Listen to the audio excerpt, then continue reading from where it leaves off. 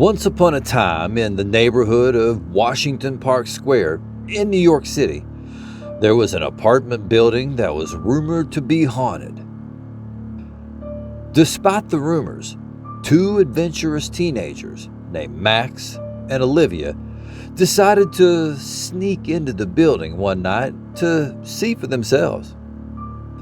They knew that the building was still occupied by the tenacious tenants who had refused to leave despite the rumors of ghosts and hauntings. Max and Olivia were excited to explore the ominous building, but as they made their way through the lobby, they felt an eerie chill in the air. They ignored it and took the stairs to the top floor.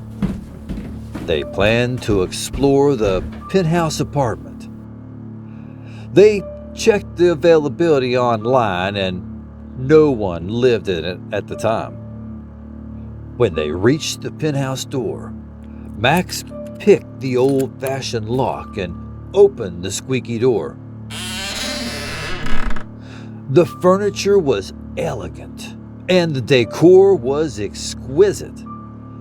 They wandered through the rooms, but as they entered the master bedroom, they felt a sudden shift in the atmosphere. The room grew cold, and they heard footsteps coming from the shadows. Suddenly, the front door slammed shut, and they were trapped inside. They ran to the door and desperately turned the tarnished brass knob, but it wouldn't budge. The whispers grew louder, and the room filled with an eerie mist. Max and Olivia were terrified and didn't know what to do. Suddenly, the mist cleared, and they saw a transparent figure emerge from the bedroom. It was a woman in a long, flowing white gown, followed by a wispy-looking gray cat. The ghost looked angry. Trembling, Max and Olivia heard a hushed whisper say, "Leave now." Max threw open the door, and they bolted from the apartment, screaming all the way down the stairs. They never returned to the house of death.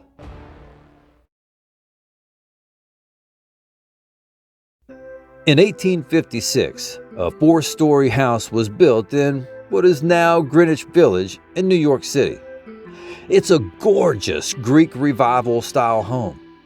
As time passed, the neighborhood transformed from a primarily rural and residential area into a bustling urban center with a rich cultural and artistic heritage. New buildings and infrastructure projects such as roads, bridges, and public transportation systems began being constructed. In the 1930s, the Greenwich Village Historic District was established to protect the neighborhood's historic buildings and architecture. This helped to preserve many of the area's historic buildings and to maintain its unique character and charm. In 1937, because of the huge demand for housing in the city, the home was converted to a 10-unit apartment building. When the building was renovated from a house to apartments, the paranormal activity increased.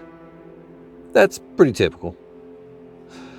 The structure itself is elegant, well-proportioned, and gives no clues as to the accumulated terror within. The flawless, classic brownstone construction echoes with sad and frightening stories revolving around the many people who have left a part of their souls in the fabric of the building. If we were to take any lessons from these stories, it reinforces the old adage that you shouldn't judge a book by its cover.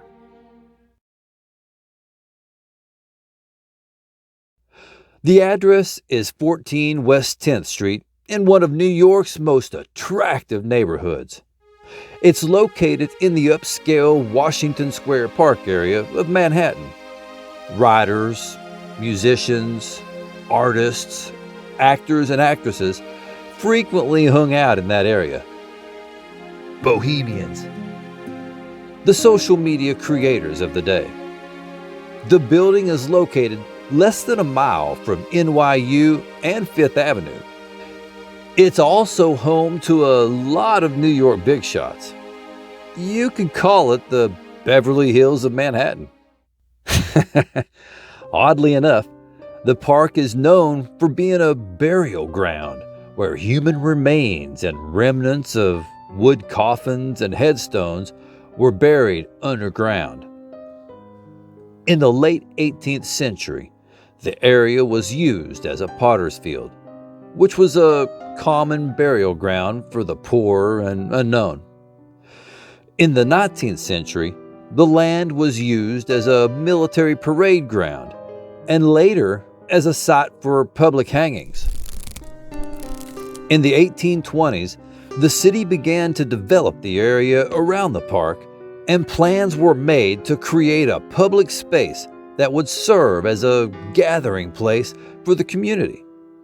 In 1826, the land was officially designated as Washington Square Park, and it was gradually transformed into the park that we know today.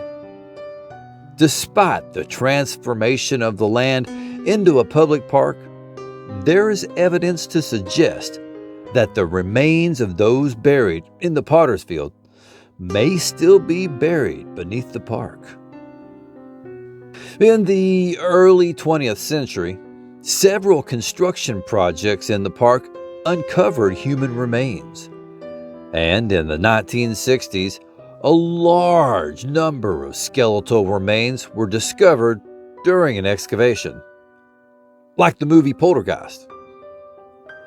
Today, there is an ongoing debate and discussion about the possibility of finding additional human remains in the park. And there are some who believe that the park should be treated as a burial ground and preserved accordingly. In recent years, efforts have been made to acknowledge the park's history and that it may still be home to the remains of those buried in the potter's field, including the installation of a plaque near the park's entrance that recognizes the site's history as a burial ground.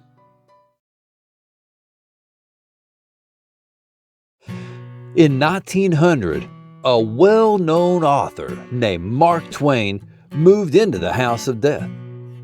He was at the tail end of his writing career, but he was also at the pinnacle of his success. He fell in love with the house and the neighborhood. Twain was regarded as a gregarious and outgoing person who enjoyed being around others and sharing his thoughts and ideas. He had no problem making friends with his engaging and witty personality. He had no qualms about speaking his mind. If he disagreed with you, he'd let you know.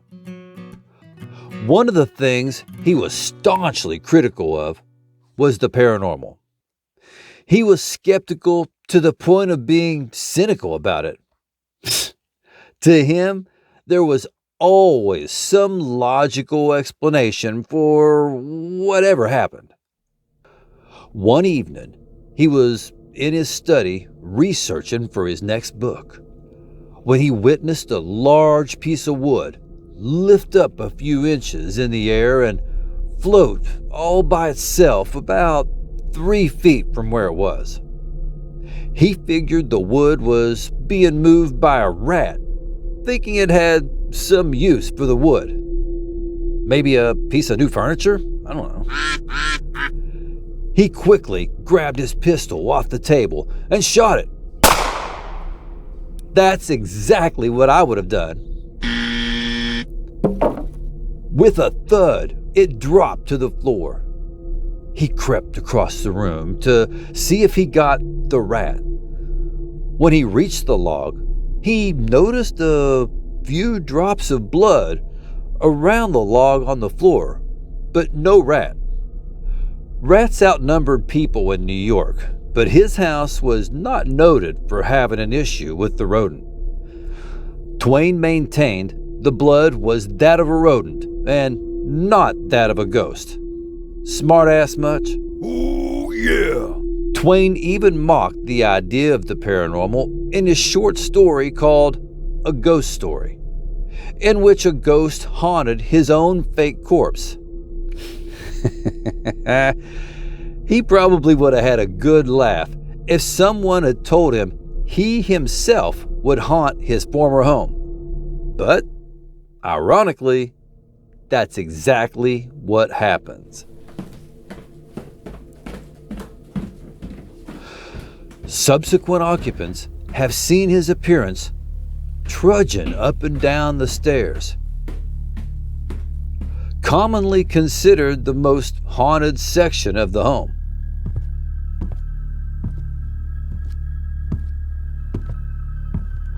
He may also be responsible for disembodied footsteps that have been heard everywhere in various parts of the house. In the mid-1930s, a mother and her daughter both saw the ghost of Mark Twain sitting by the window. They described his apparition as wearing a white jacket, having disheveled hair, and a thick white mustache with a pipe in his mouth. They could even smell the tobacco smoke in the room. They slowly crept up to him. He turned and looked directly at him. His spirit said to them, "My name is Clemens, and I have a problem here I gotta settle." He disappeared moments later into thin air. What problem he had that he so badly needed to settle, he didn't share. It was likely a financial one. That's pretty fucking sad if money keeps you from resting in peace. What's also a mystery is why Mark Twain, who died in Danbury, Connecticut, not at his New York house, appears here so often. Maybe because it was his favorite house. Or maybe it was because he loved the area so much and had many friends there. I'd say a little of both. Whatever it was, it left a lasting impression on him because his ghost is still occasionally seen there to this day. Jan Bartel, a former actress, and her husband, restaurateur Fred Bartel, moved into the top floor apartment in 1957, which used to be the servants' quarters.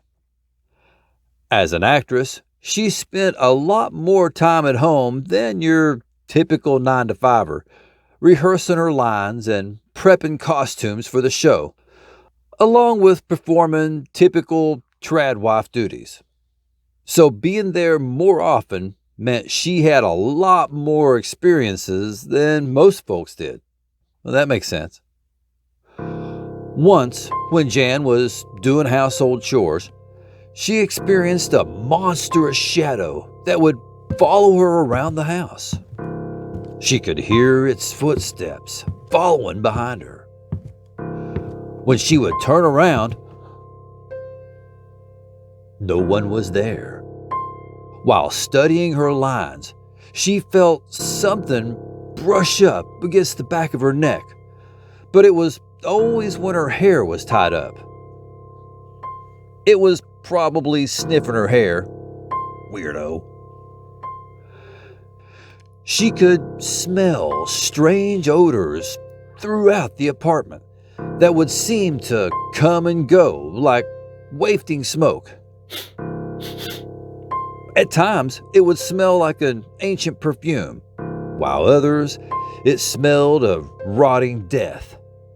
She was convinced something was dead under the floorboards. One time, while she was watching I Love Lucy, she saw the apparition of a man appear in the hallway. She walked up to him, reached out, and put her hand into his manifestation. That's pretty damn ballsy there. She felt what she described as a substance without substance. It felt like a chilly, damp, translucent marsh mist or cloud of ether. She could feel her fingers freeze at the tips. They were numb, yet they tingled. In the split second between contact and recoil, the scent came. Fragile and weak and sweet, so unbearably sweet. She saw shadows that no light touched, a mysterious chair that her dog would periodically growl at, as if a stranger had taken a seat in it. Holy shit! She heard footsteps following her up and down the stairs, and strangely, a phantom shriveled grape that appeared out of thin air in the center of a clean dinner plate. And they hadn't bought grapes in months. It was already rotting, as if it had been sitting around for days. Furniture was moved from where it was. The sound of crashing glass chased her around the building. She wanted to leave just after a few weeks of living there. Hell, I don't blame her. But the housing shortage prevented the couple from doing so. At her wit's end and just about to lose it, she contacted the psychic expert and ghost hunter Hans Holzer to find some sort of peace or resolution. If Holzer's name rings a bell, it absolutely should. Holzer investigated the Amityville horror house with Ethel Johnson Myers in 1977, and he's written over 140 books on the paranormal and unexplained. Holzer came over and a seance ensued. Here we go. He told her the house was haunted by 22 different spirits. Some of the spirits he was able to identify were a young girl, an aborted child, and a gray cat. Hans went into a trance and began channeling the spirit of Renee Mallison, a 19-year-old who said she was born in 1848. The spirit blamed President Lincoln for killing her husband by making him fight in the Civil War. She was crying and sobbing over the loss of her miscarried child. In an effort to evict the spirits, Holzer told them to leave the property and that the Bartels were the rightful owners of the home. But a voice shot back from Holzer's mouth, replying, "Never! I will never leave here. They will have to go. This is my home. I will never leave." After unsuccessfully cleansing the home, the Bartels never truly felt safe. The Bartels had lived there for 12 years. Shortly after that, they got away from the madness. They moved to 16 West 10th Street to escape the paranormal activities. That's right next door. Don't they know ghosts can walk through walls? But after their departure, Jan claimed that the horrors didn't stop for her. She felt that she had become poisoned by the home and that an evil spirit had attached itself to her. Falling deeper and deeper into depression, Jan died of mysterious circumstances in 1973, possibly by her own hand. She wrote a memoir called Spindrift, Spray from a Psychic Sea, which detailed the encounters she experienced in the apartment. Her memoir was unfinished, but her friends managed to collect the pages and got it published in 1974. On the jacket of the book, it says, "Like a game of 10 little Indians, deaths began to occur in the house, one by one. The first to die was a dog, Jan's own beloved Penelope. Man, why do the ghosts always go for the dog first?" But within 24 hours, she learned of the death of the first human tenant in a different apartment. Whether by heart attacks, suicide, or murder, the deaths came in rapid succession. In terror, with 9 little Indians gone, the Bartells moved far, far away from Greenwich Village, but the curse followed them.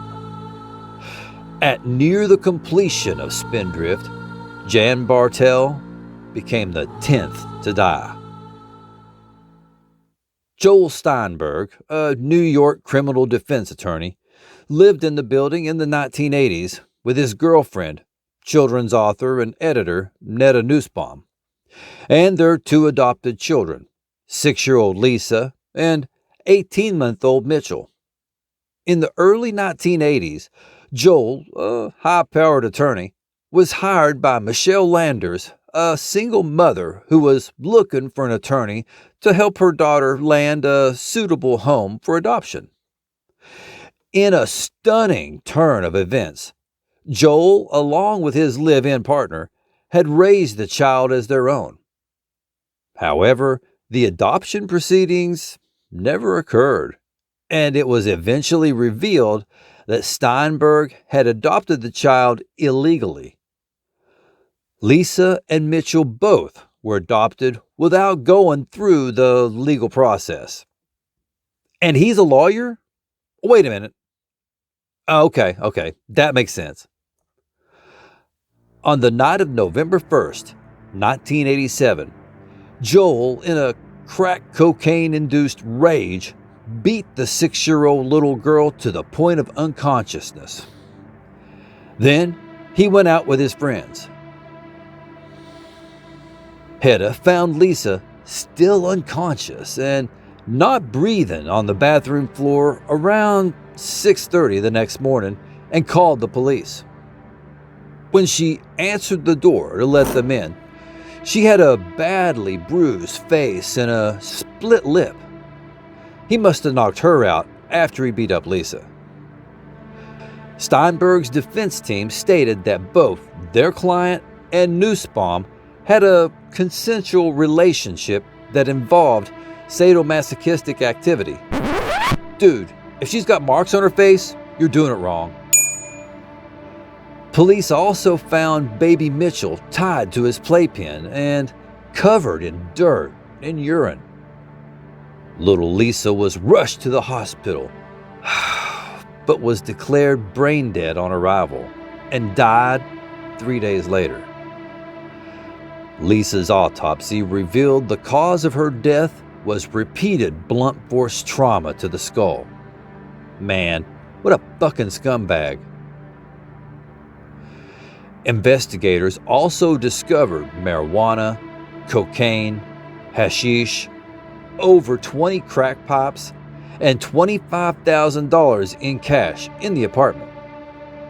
Hedda and Joel were both arrested and subsequently charged with first-degree murder. Hedda avoided a charge in exchange for testimony against Joel.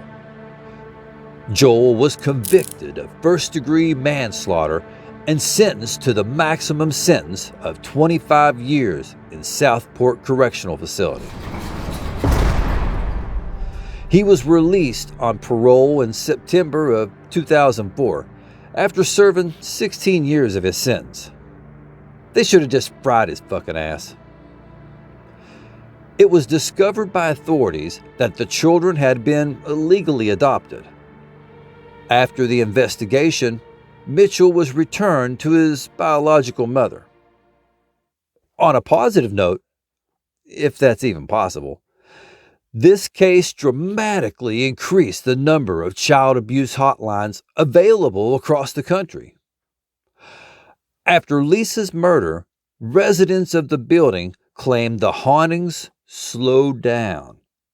However, residents of the apartment said the bathroom where Lisa was found was always unusually cold.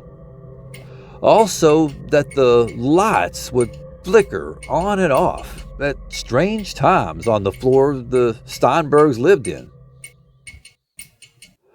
From an article in 2012, Dennis, a musician and photographer, had lived in the building for over 20 years, and he still lives there. He lives on the 3rd floor. He has seen little clips of women in long gowns flowing from room to room, as well as flickering lights. He saw the same spirits that other residents stated haunted their apartment. He said, "Walls don't stop them from doing anything." That's pretty much what I said earlier. He recalled several years ago, while he was taking pictures of a dancer in his living room, he left her alone in the room for a minute to go retrieve something. While he was gone, the dancer was startled to see a lady in a long flowing gown, followed by a misty-looking cat, walking into the room. The dancer picked up her stuff and ran out. Dennis said she wasn't the first female visitor to flee his apartment after being spooked. He said, "I've had girls that would never come back." I wonder if that's because of him or the ghosts. He believes the stories in Bartel's book are true, and that his place is definitely haunted. Dennis researched the history of the building. While he was browsing a bookstore for a book on the occult, a copy of Bartel's book fell off the shelf into a young woman's hands who was helping him. He has owned 10 copies of Bartel's book, but the copies keep disappearing. Now, either the spirits are keeping a collection of this book, or Dennis is just bad about losing shit.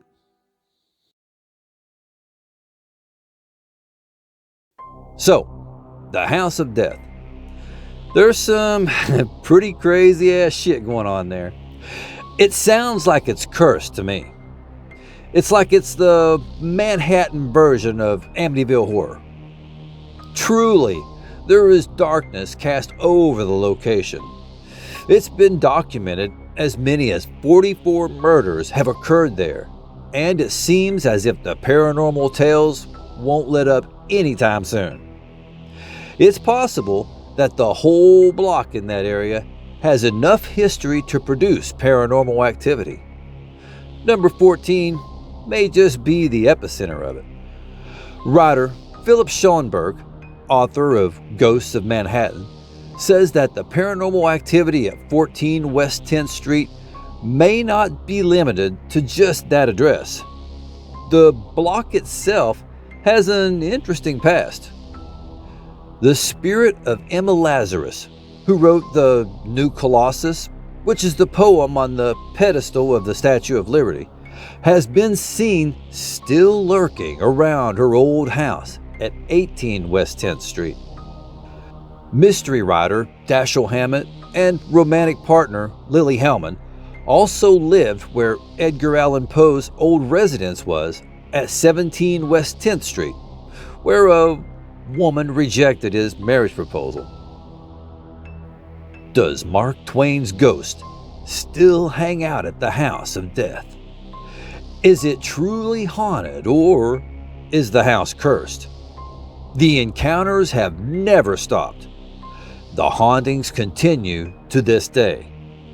A bunch of people dying over the course of 160 years in any residence would be expected, especially considering that wealthy Victorians and Edwardians normally receive medical treatment in their homes, as opposed to going to the hospital.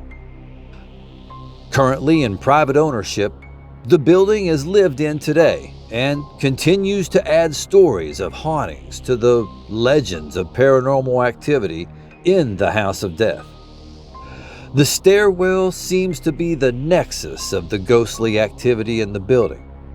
The dark and wide antique stairs are where many of the ghosts still make their appearances. Activity has been reported at the location as recently as just a few years ago. If the opportunity were to arise, would you live in a place known as the House of Death?